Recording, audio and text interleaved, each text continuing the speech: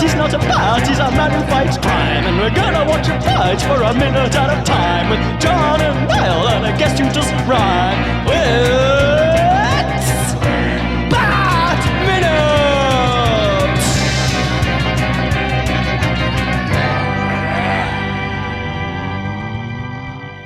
Hello, and welcome once again to Bat Minute Forever, the podcast where we bust down the doors of every minute of I was going to say Tim Burton again. Joel Schumacher's Batman Forever, 1 minute at a time. I am one of the hosts, Niall McGowan. And here to solve every question, it is I, John Parker. That's the thing. They've been talking about like the failure of that Charlie's Angels reboot. Like, what could have happened and stuff? I was like, did you have a Destiny's Child single attached to it? Because that's all it needs. That's mostly what I remember from the other one. It was like, oh, Destiny's Child. And I also had Drew Barrymore in it, who's also in this movie. We're connecting things already. Oh, everything's connected. And I absolutely love Drew Barrymore. And I really, as bad as movies it is, I like the second Charlie's Angels because Crispin Glover is a creepy villain sniffing women's hair. And I just remember it though for like the Justin Theroux, the worst Irish accent I've ever heard in my life. It's like, I'm gonna track you down. I'm gonna make you scream. It's like, what that sounds doing? Pretty accurate to me now. But anyway, I should also, because I know the guest is just sitting here silently waiting for you to introduce. I was wondering, should I join in this conversation? No, you must be silent. But yes, joining us here for Charlie's Angels Minutes is Gaz Flint from the previous 2 episodes. Welcome back, Gaz. Thank you for having me. Oh, I'll come back and do this anytime you want me. But are you coming back for Charlie's Angel Minute? If I must. We're on minute 30. We're a half hour into Batman Forever now. Woo! Minute 30 begins with, a long shot of this envelope. And it ends a minute later with Bruce Wayne sort of making excuses for the fact that he just caved in a woman's door. He's really screwing up this whole hero thing. But yeah, so opening 9 seconds of this minute is just this envelope. So I think we can move past that pretty speedily. But it's a pretty thrilling shot of the envelope. Yes, okay. Sorry, I was going to say, my notes are one line, zooms in on green envelope. Same here. So, almost word for word. Well, that's all I can talk about for that.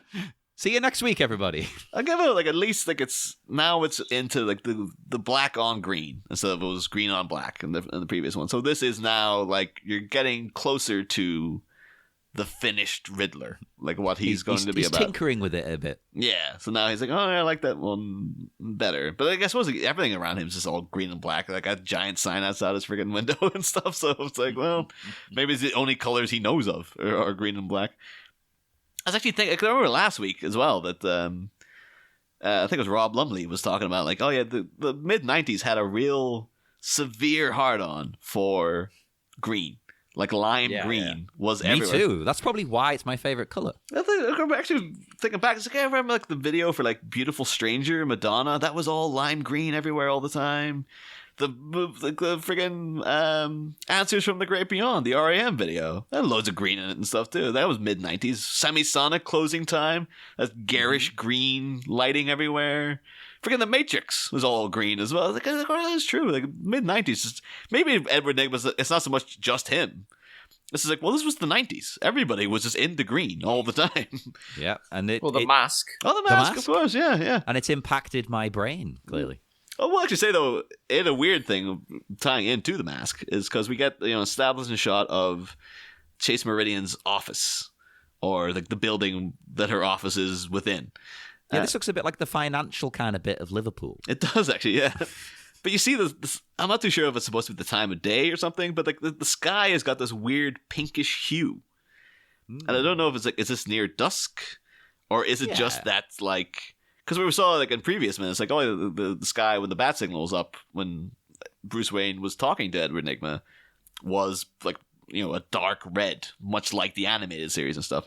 I'm genuinely beginning to think, like, the Chip Shrek actually build that nuclear power plant. Yeah, it's And messed now up the sky above Gotham is just messed up because of all the fumes and stuff that are leaking out. The only difference is Bruce Wayne owns it. But it reminded me of The Mask as well. There's a bit like the thing about the Mask for me is like I love all the bits where he's not the Mask. Like when it's just kind of like a weird comedy that doesn't involve this cartoony guy. When it's just Jim Carrey as Stanley Ipkiss, like, and he's out with Cameron Diaz on a date, and like he's just like, oh, look at the sky, like, yeah, the methane clouds are really bringing out the colors and stuff, because apparently it's just methane clouds just above the city and stuff like that.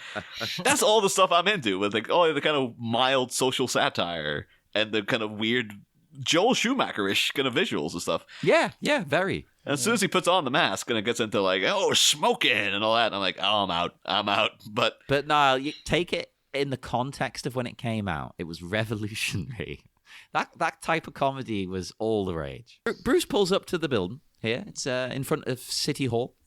Well, is this City Hall? Is this City Hall, or is this all Dr. Chase Meridian's building? Like, well, yeah, I think that's a building, but it's in front of City Hall. Yeah. Because City Hall's in the background there. There's like a little entrance. And Bruce has a very swanky car. Mm-hmm. Oh, yeah. So I'm not a car person. I'm not a gearhead. Sorry, Cast and the Furious guys. Because we all know they're such gearheads. I don't know how cars work. I know there's a pedal that makes it go, one that makes it stop, and then there's some third one that has something to do with gears. I don't know. Well, it depends what country you're in. That's the pedal for the gears is the clutch, and if you're in America, they don't have that because they're all automatic. Yeah, see, they don't even do that, so I don't know. It's weird. But the car that he drives would have had that because it's an old car. It's an old car, yes. I looked into this. It is I'm going to say it the English way. Screw you, Americans. It is a Jaguar XK120 Roadster. I'm not saying Jaguar. It's Jaguar. Jaguar, like a normal person. And it's an English goddamn car, isn't it? A Jaguar? I don't know. So Again, we say it I'm properly. not a car guy. Let me have a look. Oh. Yeah, so I had a look at this, and this means nothing to me, but car people might know. The Motor magazine tested this car prior to release, which I haven't written down the goddamn year it was released. I think I've got some notes. I would think it was manufactured between 48 and 54. So I imagine it would have been 1948 would have been the release of it. Yeah, I think it was 47 they were reviewing it. Now, they tested it, and it had a reported top speed of 124.6 miles per hour. Oh. Wow. Yeah, which is pretty good. And an acceleration 0 to 60 in 10 seconds, which is, for when it came out, that's pretty good, isn't it? So apparently, like they were heavily used in like racing, like old school rally racing would have had this car, and I kind of got like, this is appropriate for Bruce Wayne to drive this because there's supposed to be this idea of him being this freewheeling kind of like feckless billionaire playboy. Imagine him zooming around the city in his fancy super fast car and stuff. I don't know. I like the way he's got a classic car though. Oh yeah. But at the same time, it also adds into like, well, Bruce Wayne as Batman, he sees that signal. He's going to need a fast car to freaking drive himself around in to get back to the Wayne Manor to get into the Batcave and stuff. True, yeah. Really, he should have a bike then, a motorbike. It's like him and Edward Nygma just going out cycling together and stuff. They're not a bicycle. Well, my favourite thing was one reviewer on the Internet Movie Car Database. Oh my God, because you can review the cars. This was my favourite thing ever. I'm going to read it as he wrote it. So, I apologise. Yeah? I draw this car when I was young. For me, the body of this car is specially sexy. Ooh. If a car could be sexy. And I had a lot of questions. I mean, is this sexy? Are you aroused? I will say, it is a sexy car. Like I think I can imagine this been. You get what he's saying then, okay? You like the curves and swerves, all right. Yeah. One thing I did notice though, all the cars are old. Well, throughout the whole movie, they're all old cars. It's keeping When's this that movie Burton set? thing. Yeah, it's keeping the Burton thing of you have no idea when it's set. Yeah. Although I have to ask, guys, what's your opinion of the Batmobile in this? Because I love that Batmobile, and I've found myself. It's like it's me and Molly Balin. We're the only two people who've defended it so far. I like the shape of it. I don't get it why it glows white. Oh. See, I'm the other way. I like the glow. I don't like the shape. I did have a toy of it when I was a kid. Yeah. So I guess there's that nostalgia for me. You said that with like an aura of disgust, though. Like, I suppose it has some level of nostalgia for me. It's okay. I'm not offended by it. That thing, I know you love the thing at the back, this huge like wing-shaped spoiler at the back. Yeah. But I don't get the point of that. Does that have a function? It's because it looks cool. That's why it's there. Is it though? It does. But we'll also say though, because I also looked into the Jaguar XK120. But yeah, so other things it's featured in is the OG Fast and Furious from the 50s. Wait, hang on. Wait, there was another one called Fast and Furious. Oh yeah, there was a movie called The Fast and the Furious from like What? 1955. It's a remake? It's not a remake. It's just that it has the same title. But like, the Fast and Furious was a thing from like way back in the it was just like kind of rally car racing and stuff. It's no real affiliation with the They probably current mentioned franchise. this on the Cast and the Furious, and I've forgotten. Although I would love if they did like in a new movie, they had like a flashback to the continuity of that 1950s Fast and Furious, and they just had like Vin Diesel as like Dom Toretto's granddad or something, and it's just Vin Diesel with hair and a fedora or something, and he's just doing all the same crap, but it's in this particular car. It's like, well, I was in the other movies. I'm still working on my Vin Diesel impression, people, so forgive me if it's not great. But yeah, beyond that, it also featured in Margot at the Wedding, which of course is a film that stars Nicole Kidman, appropriately enough. And it also is featured in Piers Patchett's Garage and LA Confidential. Great movie. Of course, stars Kim Basinger from the first movie. Apparently, it's also in an episode of Father Brown, the BBC drama for elderly people that's on in the middle of the afternoon. The prequel to Mrs. Brown's Boys, yes. I particularly remember Father Brown, though, because I don't know if you remember this part, John, but when we recorded our pilot episode of Batman, it was the only time we've recorded in the same room together. Yes. We had to go, went to your house, and we did it there. And in the background, because it was middle of the afternoon, I remember Father Brown was playing on the TV. So I was like, oh, there you go. It's a nice little tie-in. Oh, yeah, because you were facing the TV. I was the other way. Yeah, I was trying to, like, we're sitting talking about that Batman 89 trailer. I was just like, what's happening with Father Brown? What's going on over there? Someone's been murdered. Oh, my God. But the big one, I felt, and now I'm very curious is if this was a deliberate reference. This car was driven by Adam West in the Batman 60 show in one episode. So I do wonder if they went like, oh, can we find a car that Adam West drove? Because we're going for more of that Adam West vibe. Let's go and get get one of his cars or something. That was, and it's cool. I'm not a car person, as I say, but this is cool for a car, and he looks awesome in it. And he's got his 60s jumper on there, hasn't he, with his turtleneck and things. So maybe it is going for that sort of a vibe. He looks stylish as hell getting out of this thing. I will say, Yeah. Val Kilmer Bruce Wayne, way better dresser than Michael Keaton Bruce Wayne. What? Are you dissing Keaton's jeans? Because Keaton he had this jumper, but he tucked it into blue jeans, and I was like, that looks terrible. I remember when his date with Selena Kyle was like, it was like a tweed jacket with a horrible green polo shirt. I was like, that looks terrible, Bruce. What the hell are you doing? But this. He's trying not to look like a billionaire. He's trying to look like a normal Joe. Yeah. Yeah, you don't want to show off, You don't want to be that dick. Oh, apparently Val Kilmer is that dick, swagging around in his friggin' his Jaguar, sunglasses on, completely black outfit, black friggin' polo neck. Oh, he looks stylish. He would suit a beret. Oh, he actually would suit a beret. He could get Vicky Vale's old beret from that other minute from the other movie. There's a Parisian vibe to him. He should be carrying a baguette.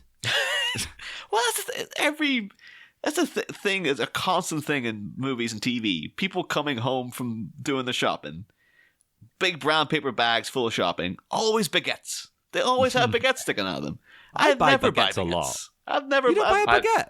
I think I bought a baguette once, and then I did end up throwing half of it away because it went stale. Well, see, there's two of us eating the baguette. That's the difference. I mean, you can get the small one. There's a baton. Oh, well, maybe that would suit Bruce Wayne more. A baton. A baton. Alfred, give me a baton. But I know you're saying it because of the name, but then that's implying he's not giving any to Alfred. Well, yeah. Because you can't share a baton. That's an individual portion. But I've never spy a loaf of bread. You get the No, bread's awful. Bread's horrible. Bread's great. What are you talking about? No. A freaking baguette is bread. What are you talking about? Yeah, but that's like nice bread. You're talking about a loaf. I'm talking about like nice seeded loaves and stuff. I'm not talking about no loaves. If it's crappy like British bread or whatever, it's got to be crusty at least. No, I'll tell you, man. Maybe I don't know how long it's been. Maybe dip your toe back into the bread world. No. Because I'm telling you, like this, you go to Hovis Seeded Sensations. No, greatest bread you'll ever taste in your life. Boring. Don't like it. Give me French. How's it boring? It's packed full of freaking seeds and stuff. Boring. I need it French. I need it Italian. This sounds like I'm not talking about bread anymore. And here on Bread a Minute, next week, we'll be covering tiger bread from Sainsbury's specifically. But where do you guys stand on this, though, if we're going to talk about bread? Well, I mean, tiger bread is unbelievable. But where do you stand on Italian breads? Because the Italians have a habit of their bread being so hard and crusty that it's practically a rock. That. And I like it to a point, but I've got to be in the mood. Like those proper paninis and stuff, some of them are like solid, and it's crazy. No, I like soft bread. Yeah. So yeah, what I like is it's soft in the middle, crusty outside. That's why a baguette's good, because you've got the best of both worlds there. There's bite to it, but the inside is like fluffy. I'll say that's my go-to in Subway, when I used to go to Subway, when Subway wasn't just, pushed out of the market by how many better things there are than Subway. I'm a fan of Subway. I defend it. But it was always like whatever I was having on Italian. It was always like, but I don't know how genuine their Italian bread is, though. They could just be like, it's called Italian, but like it's basically there's no affiliations with what Italian bread's actually like. No, it's nothing like Italian. It's got Italian herbs on it. Mm. Is this minute so uneventful? We've just talked about bread for 5 minutes. Well, what else does Bruce do? He walks into the building and asks for Dr. Meridian. One thing, before he gets into the building, though, I will say the police cars of Gotham have changed. And I don't think for the better. I don't think you look at the background there, black and then this very dark shade of blue. You need some white in a police car. I'm going to go out there. That's right, I said it. You need some white on a police car to make it look like a police car. This thing just looks like this horribly painted crap car that I guess I'm assuming by the badge on the side is for the police, but I don't like them. I don't think they look good. No, they've got like a 70s feel. Yeah, actually it does have a 70s feel. That's right. Yeah. So yeah, not a fan of the Gotham police redesign over there. The building behind him as he gets out of the car, I've actually researched this, is Surrogate's Court in New York. Oh. That's where all this is filmed. It's in the lower side of Manhattan. And on that big building behind him where it says City Hall in the middle, the real building says Manhattan in the middle. Oh. And it's just around the corner from the Brooklyn Bridge. Oh. And I found out this is also where the climax of Romeo is Bleeding is filmed. Oh, okay. Classic. Yeah, I've not seen that film. I don't know what it's about. So, well, it's interesting anyway. that it's New York, though, because I said it looks like Liverpool in like the fancy bit of Liverpool. And, Liverpool is often a stand-in not just for London, but for New York. Oh. Which I can talk about, which I've probably already talked about on the show when they filmed Captain America, and I was an extra in it. It was a stand-in for Brooklyn. Yeah, there you go. There you go. But also, you can see through the arch on this building, on this City Hall building. Now, they must have green screened this, because in real life you can say straight through it, it's just another street on the other side. Oh, but here, it's like they got matte painting or something. Here, you can see a gargoyle through it. Yeah. How more Batman can you get? Than Exactly. I was like, that must be a symbol for, like, in in the background, in the shadows, there's a gargoyle looking at him. There's always that thing in the back of his mind. He's always keeping these secrets. Yeah, There's a grotesque. Yes, get it right. There's more going on in Batman Forever than anyone gives it credit for. Really. I also played on, the new Spider-Man game this morning because I was like, I was playing on that because I watched the film and I was like, I discovered that it was this building. I was like, is this a famous building? Is this building going to be famous enough to be in the new Spider-Man game? And it is. I called up the side of it as Spider-Man. Well, so it is quite a famous building, this. Yeah. Surrogate's Court in New York. Because then you get the Bruce going into the building. I'm hoping he got information from Chase Meridian's secretary or whoever was handling her affairs as to what room he's going to, because he comes in and he's just like, oh, Dr. Meridian, and this guy just kind of like waves his hand vaguely, and Bruce is like, oh, thank you, and then he's going up the stairs to where? Like, there's no direction there. Like, that's just like, oh, so she's in a building. She's in a room in this building. That's all of this. Yeah, this is clearly a huge building. Yeah. But apparently the hall that they filmed it in, that's in the same location that the exterior was shot. Do you think those huge birds, were they part of, are they a Schumacher edition, or? I think they were Schumacher edition, because you know what we talked about? There's always 2 statues. Yeah. In the last minute. I also found a picture of this actual hall, and I can't see that desk where the cop is sitting there. Yeah. So I think that's an addition. But this guy barely serves any like actual service as it is, any function. No. So it's like, yeah, might as well just get rid of him, because it's just like, you need a guy there who just go as people are walking in. Like, he should be like, oh yeah, Dr. Chase Meridian's in room 102 or something. Like, it's up there to the left, take this elevator, blah blah blah blah. But he's just like, he just waves him off. It's terrible service. But yeah, so apparently, according to Joel Schumacher's commentary, this was the first day of filming for Batman Forever. This whole sequence of Bruce going up to the door and whatnot. So it's completely the opposite to how Edgar Wright does his movies. Because he famously likes to start with the most complicated shot. Day one, second one of filming, he will do those really complicated long shots and things like that. Oh, I get it. He thinks you'll get that out of the way and you'll bond over it as a team. No, that's good thinking. I think that would be the way I'd approach it too. It's just get it out of the road. Just do the worst part first. But there are arguments both ways, I suppose, because you could say, well, let's ease in. Let's not stress people out straight away. So Schumacher goes the complete opposite approach. Then he's picked the simplest part of the movie to do. I'd have thought that it would be like practical. It's like, when can they hire this building out or shut the street down for the night to do it? I wouldn't have thought it'd have been the director's choice. I thought it'd have been, when can they get into these places to do this? Some people it is. Some people don't care. They're like, yeah, just whatever. We'll make a schedule. Some people really like to control this kind of thing. I think Edgar Wright's one of them. He's like, we're going to do this but the complex Edgar Wright shots tend to be sort of, you could just film them on any kind of street or something.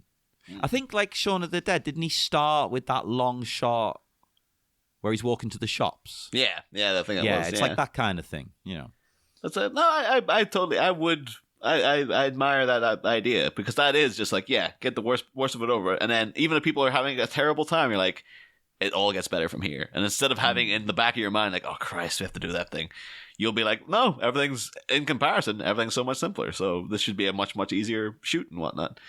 But yeah, not too sure about the practicalities as to why Joel Schumacher shot this first, but it could have been a scheduling thing. It's always so weird to think about, like when you're doing like huge blockbusters, and then the opening day, or like actually like, all right, so what's the first thing we have to shoot? Really boring scene. Bruce Wayne walking down a hallway. And here it is. You can imagine when they started shooting like Avengers Endgame or something. It's like, oh yeah, there's like one random shot of like Captain America knocking about a farmhouse or something. Like, it was just really, really boring shot. I was like, oh, there it is. Yeah, we're on our way. It's like later on we have to do like every single superhero that's ever existed appearing in portals behind them and stuff. That's on week 4 or whatever. But yeah, so we got Bruce Wayne coming up and approaching Dr. Chase Meridian's doorway. This whole situation to me, is quite strange because I've never been to a psychiatrist, but what I know from psychiatrists from The Sopranos would usually be like there's like a secretary and a waiting room and stuff. And this seems to be like this is more like Bruce Wayne's just going to Chase Meridian's apartment because it's like he goes up, he hears like, oh, there's a struggle in there. Panics, breaks down the door, and it's just her in her office. I was like, well, where is the waiting room? Are there chairs outside this door? It's like, well, and the building isn't very inviting. It's very cold and stone. Yeah. Does she not have any other clients?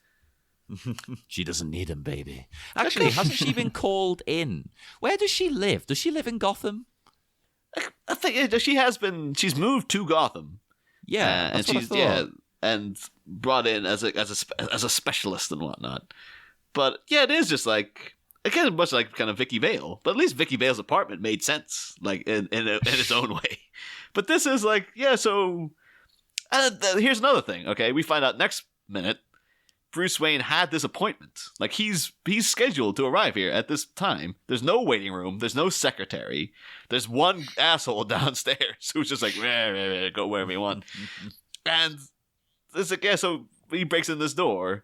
There should be so much more like this. This does not strike me as a doctor, like patient area. This just seems like come up to my flat basically.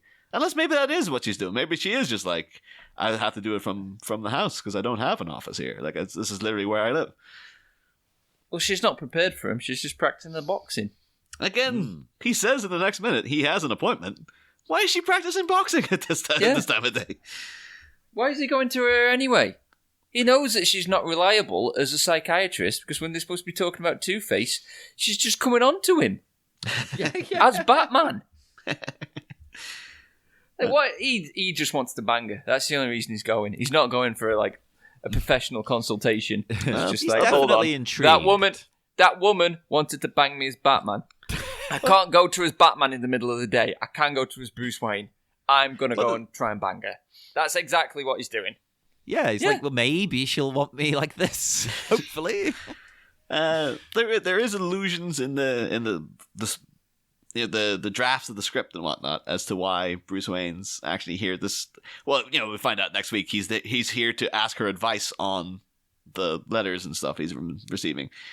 But this deleted sequence we've talked about before, where Bruce is watching television and essentially Montel Williams is on, and everyone's bad-mouthing Batman, and Chase Meridian's there on the panel. She's the only person to stick up for him, basically. And that gets in Bruce Wayne's head. He's like, oh yeah, I actually like this woman. Like he didn't like her when he was Batman. He's just like, oh, who the hell's this? This is crazy. Like she's just coming on to me and stuff. And he's just wanted to, put up the wall. Then saw her on that show. I was like, oh, maybe this could be maybe I'm a bit more intrigued by this woman now. So I think he is there essentially to, he's there to set up the date that's going to happen down the line. In the novelization, they actually have a slightly deeper reason for it, is that there's a recurring thing about in the opening sequence with Two-Face within the novelization and within various drafts of the script calls out Batman for being a killer. He's just like, well, you're just like me, you're a killer too. And that really bugs Bruce. And there's this whole sequence in the novel where Alfred's just looking around for Bruce Wayne, comes down, finds him in the Batcave, just sitting deep in thought. And he's constantly thinking about the fact that, yeah, he is a killer. He has killed various people. He's killed the guy who killed his parents and whatnot within this continuity. And so he actually originally sets up the appointment to talk to Chase Meridian just about his own problems. So he actually genuinely wants psychiatric consultation. I'm assuming he's not going to come in flat out be like, okay, so let's get this straight. I'm Batman, and here's all these things I've done. But I think he was originally going to go to her in that novel for advice, and then the riddles show up, and then he's like, oh, I've got a different reason now to go to see her and whatnot. So, but again, none of that's in the finished film. No, stuff that would be useful. So we're just sort of been like, I guess he just he has the hots for Chase Meridian, so he's just going to go consult her about these riddles he's got. I don't think your first reaction when you hear some grunting and things should be to smash the door down. Yeah, off its hinges completely. Completely. Because not only could it be anything, she could be with another man. Yeah. But you don't do that. It's scary, it's violent. And Yeah, well, he's I Batman. talked to Niall about this off mic. It reminded me of a reaction, something a bit like Oscar Pistorius. Like he wakes up in the night, he is banging around, so his first reaction is, I'm going to fire my gun through the door. Even though he knew, my partner is not in the bed. It's like, hang on. Just seeing that, like all the Edward Nygma, like, I'm gonna take down Bruce Wayne, and then seeing in the front page of the paper the next morning, Bruce Wayne arrested for shooting psychiatrist new door. It's like, oh god, he took himself down apparently. If he had a gun on him in this moment, he would do the same thing. The basic thing would be to knock the door and say hello, or at least open it. It might be unlocked. No. But it's just, you can say, oh, it's good that he goes into instant Batman mode. But, like, no, it's not good because he just... Again, Wait a minute, does he not try the door first and then he bashes it down? I'm seeing now, I don't know, is he actually, like, moving the handle? Oh, no, he is. Yeah, he does. He does move the handle a little bit. But I suppose, though, there's one thing I'll let him off on, right? He is Batman. So he probably thinks, someone's trying to get her to get to me. Mm. And that wouldn't be the first time that had happened. Although that'd be a weird thinking, though. It's like, this woman I've met twice who really, really had the horn for me. And I'm the only person who knows this. It's like, someone's getting to her to get to me. That's the only... Yeah, like... It doesn't make sense. It doesn't work. No. Don't do this kind of thing, guys. This is creepy. It's weird.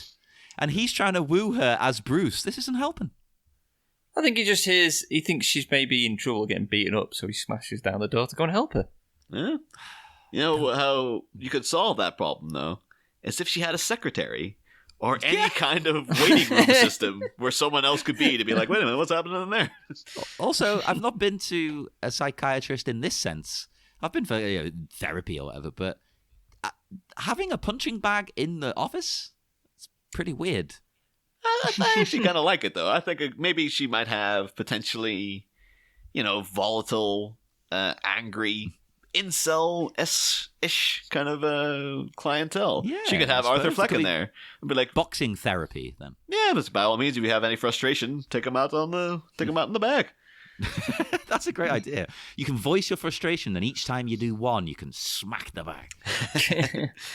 I did find out that her office was filmed on a soundstage, but it's based on a room in Prague Castle. Oh, I've been to Prague Castle. What? That's yeah, I have too. I don't remember a room that looked like that. To be honest, as much as I like the castle, the rooms all kind of look the same. So probably like did her look office, apparently. Yeah.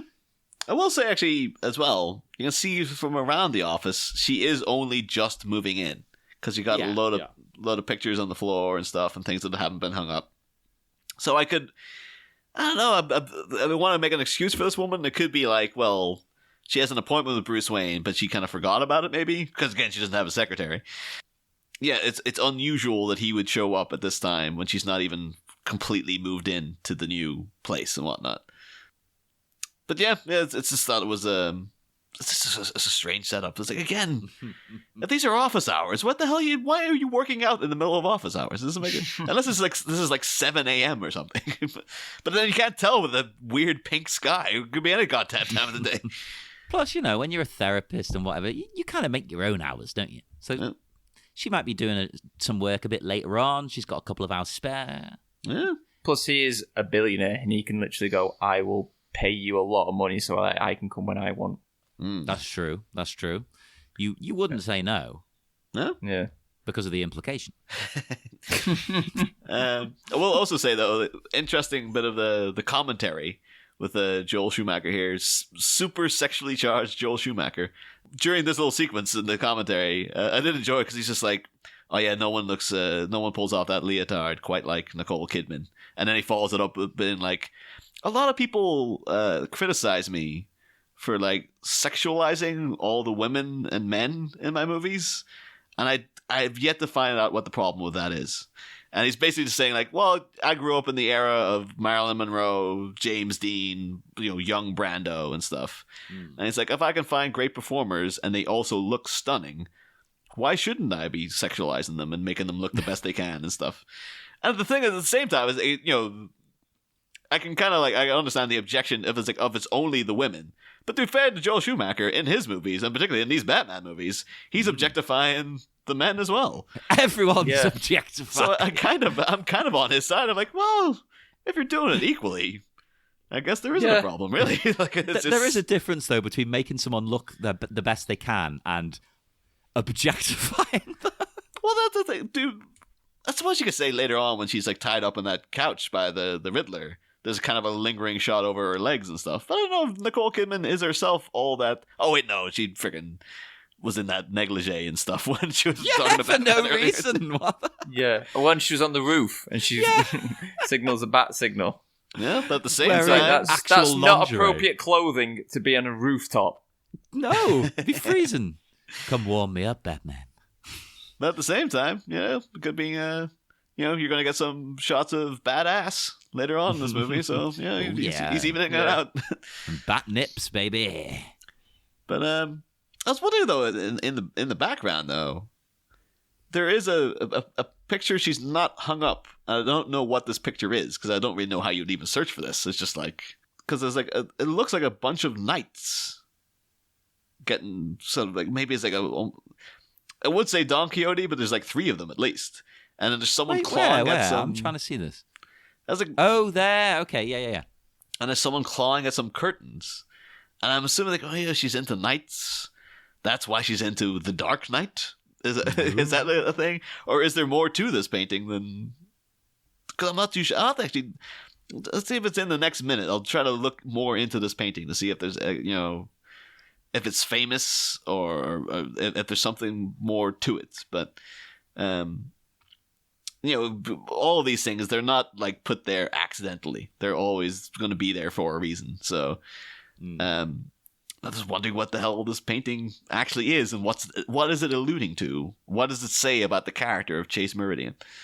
It's very deliberately framed again. So, what is it saying? That's a tough question, man. She's into knights, I guess. She's into Dark Knights. She's into savior figures, that kind of thing. Yeah, heroic, strong people. She's trying to be one herself. Look, she's working out. She's training. It could also be if it it has a slight Don Quixote vibe to it, but then it's this person clawing at the curtain. What's that about? Maybe because she's trying to figure out who Batman is behind the mask, get into his psychology. She's clawing at the curtain of his mind. So you got a person clawing at curtains. There's knights in the background. Is that what it's going for? So we did, we had a whole thing where the name Chase Meridian is very deliberate because, the meridian's a halfway point between 2 different things. And she is chasing, Batman essentially and trying to discover what's going on between this duality of the personalities and whatnot. So a lot of this stuff is there's definitely something there. We just have to crack it. But and feast upon the juicy goodness inside. But yeah, does anyone have anything else for this minute in particular, or? No, not really. It was such a roller coaster, thrilling minute that I'm burnt out. Bread minute. What kind of bread do you think Chase Meridian has? I bet she doesn't have any bread. Someone that health conscious who's practicing boxing in the middle of the day, she doesn't eat bread. No, she gets a salad bowl. She gets more recently, they didn't have them at the time, but she has one of those things now, the Buddha bowl. Oh yeah. Yeah, she's a Buddha bowl eater, I think. That's the thing. We went to. I didn't go to, but mutual friends of all of us, Dave and Marion, they finally got seeing the Joker recently, or Joker, sorry, I should say.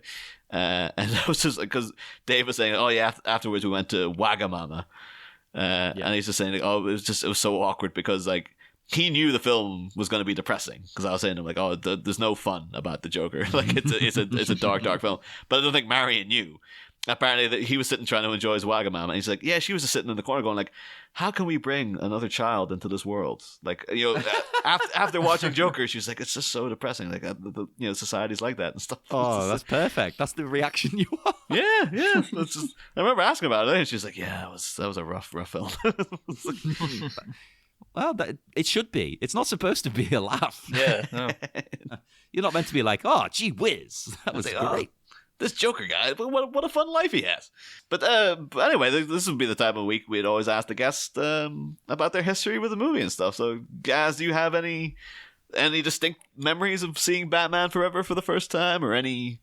Does it bring a lot to mind for you? Yeah, I watched this film a lot when I was a kid. I had all the toys. Yeah, I just not seen the film in years, and I still knew most of what happened in it.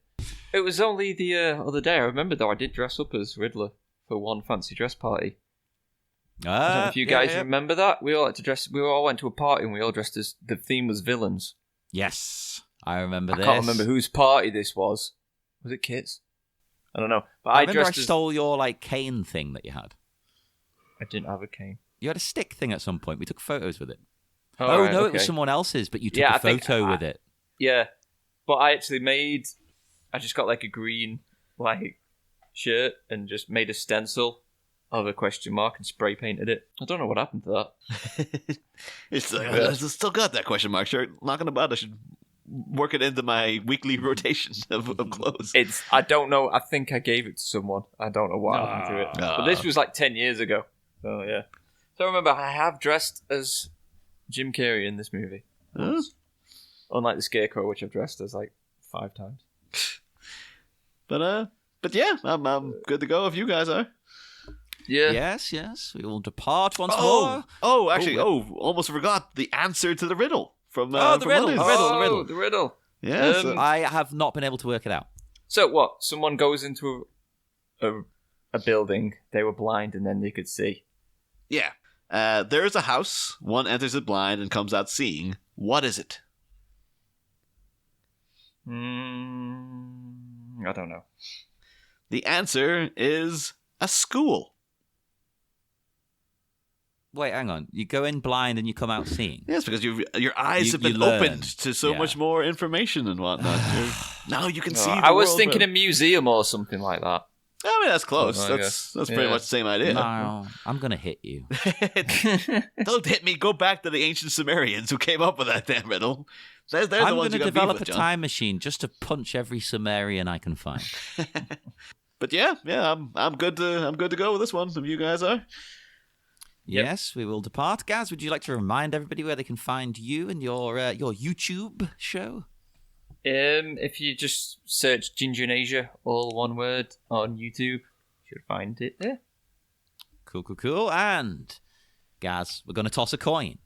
Heads or tails? If you get this right, you will live. If you get it wrong, we're going to barrel you through a door. And you will have to be disposed of. So heads or tails? Heads. Heads, okay. Tails! Oh, God damn it. Take him away, Niall! Next time, holy hatchway harm, Batman. After dueling out door damage during their debut doctor date, I muster up millionaire motions towards a new potential mate. But while the chivalrous slip-up makes a bad first impression, will a standoffish psychiatrist solve a stalker's second question? Find out next week. Same Bat Pod, different Bat Minute. Ba-da-da.